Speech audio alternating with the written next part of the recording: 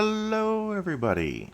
Welcome to Todd playing video games. Today I'm playing Space Simulation Toolkit, which is a sandbox game where you just make particles bounce around in gravity and physics and science and stuff. And it's a lot of fun for people like me. It's not a game for everybody, but it's fun for me. And let's do Planet. And the reason I'm playing this is I just got a new video card. And when you create a game here, the amount of particles that it can simulate at once, it depends on your video card, how powerful your video card is. And so before, I played it before on my own computer, and I was stuck down here. And now I can go all the way up to here because I got a 3060 GeForce video card, brand new. So I can do really big simulations now, and that's fun and exciting. Okay, so in this particular mode, they have other modes too, but in this mode, you're simulating like a planet. So we can do something like, let's put a boop. We've put a little particle of stone here. We put a couple particles of stone here. And there, I don't know why that one is going off in that direction like that. That's actually kind of strange. But, okay, we can do something like this to kind of get them all in line.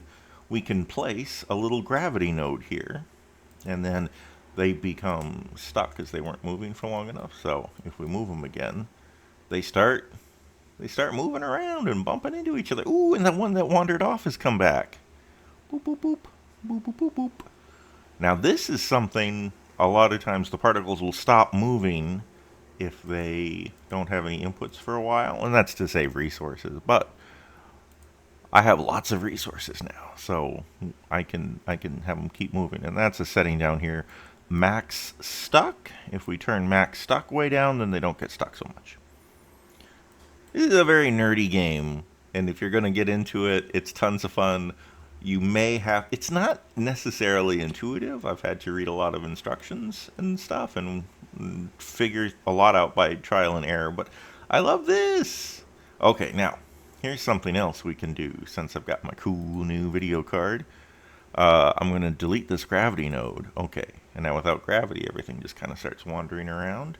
But we can go into the scene and we can set it so each node has its own gravity. So now things are behaving as they really would. Each of these individual particles has its own gravitational pull. So you can see if we move a big chunk away and hold it here, the rest of the stuff eventually follows it around and kind of comes towards it. Well, I've taken a very small chunk. Let me scooch over. And so this much larger chunk is attracted. They both attract each other, but it takes into account all kinds of physics and momentum and inertia. And see, the little particle is being greatly affected by this big mass, but you could tell the big mass was being affected a little bit too. And I love that. Now we can create some dirt. Whoop. Whoop. We've got a little asteroid here. And if we sprinkle in some water, whee! Now we've got a little teeny tiny planetoid with a stone center, a dirt, and then water on the outside. And you can even see it starts growing. Little plants start growing when the conditions are right. And the water, I wonder if is the water being soaked up by the plants maybe? I wonder why it's disappearing. There's still a lot about this game that I don't know or understand. But there we go. And now we can do cool, funky things like this. Ooh. Oh, here comes an asteroid. Oh, look out. Oh, an asteroid's coming. Kaboom. Oh, I didn't change the dirt to not get stuck, so the dirt's getting stuck. We can do that too. Turn down the max stock so the dirt floats around freely. Alright, and then after it's gotten stuck, when you change it, you got to kind of grab it and give it a jostle. There we go. Now let's go ahead and create another little asteroid. Ooh, here comes a big asteroid. Actually, the asteroid is as big as the planet, so the two are pulling each other together.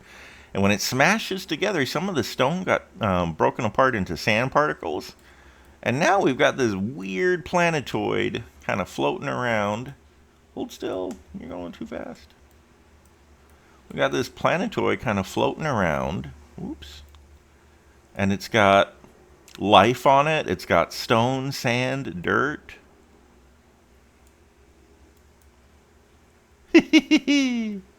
I love this. Okay, now I am going to go into scene and I'm going to turn off the having it all stick together part. Like I turned off real gravity. Because while real gravity is cool, I have a problem with the fact that everything floats away from me when I'm using real gravity. And that becomes annoying. So we'll just put a little artificial or a gravity circle right there. Bam. And now everything flows together. Now let's create some ice. With the artificial gravity there, everything will stay in one place. And this makes it a little easier. Now another fun thing we can do is we can add, we could just straight up add lava. Boop.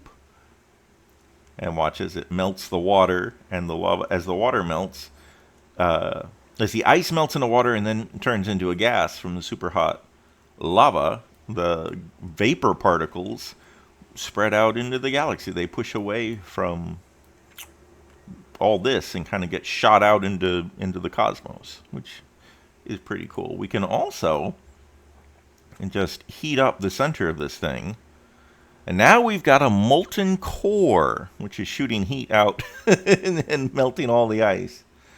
And we can also go in here and we can start rotating the particles in this molten core until we just tear the whole thing apart.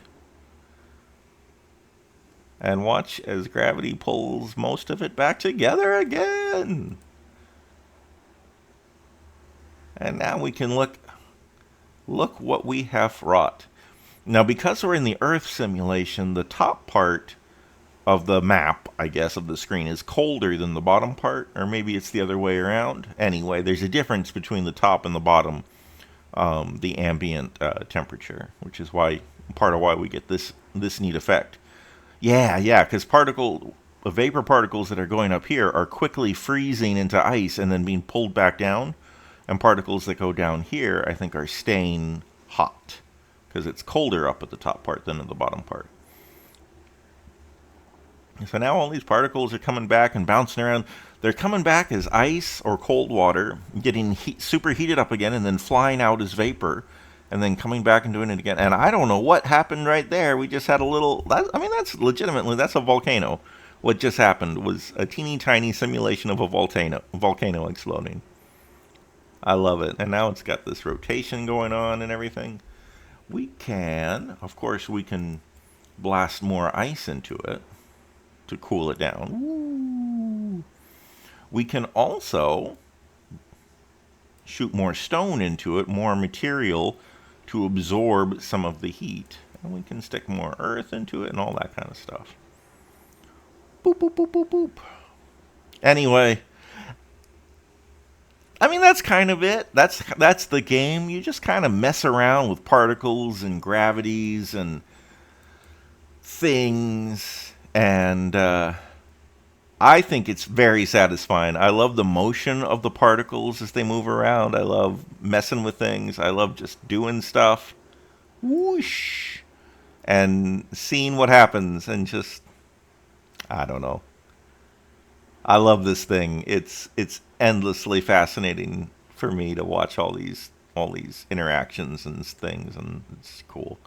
And I love that I have a cool video card now, so I can actually do, like, this is running way faster than it was before, and I couldn't add very many doohickeys to the world as I can now. Now I can add so many more particles. It's so much more fun. Whee! Oh my goodness, look at this. So much stone crashing into the planet. Everything is... Cataclysm. Okay, anyway, that's about it. Thanks for watching, everybody. It's a silly game, but I love it to pieces, and it's got to be. Like, if you're teaching a science class, a physics class or something, I mean, this might be a legitimate teaching aid.